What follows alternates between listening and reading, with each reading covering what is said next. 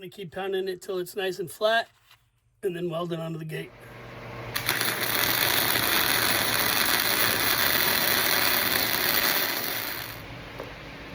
All right, she's all done.